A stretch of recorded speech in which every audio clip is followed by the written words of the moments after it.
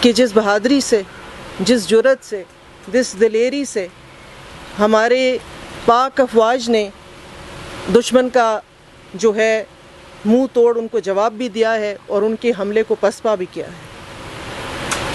اس کے علاوہ پاکستانی عوام نے جس جوش اور جذبے سے اپنی ملک اور قوم کے لیے اکٹھے ہو کے ایک جگہ آواز بلند کی ہے، اس کی مثال نہیں ملتی۔ یہ جو شہید ہیں یہ تو اللہ کے پیارے ہیں، یہ اللہ کے نزدیک ہیں۔ ان کے لیے دعا تو ہم کر رہے ہیں لیکن وہ بخشے ہوئے ہیں۔ اللہ تعالیٰ ان کو اپنے کرب و جوار میں رکھے گا، اپنے نزدیک رکھے گا۔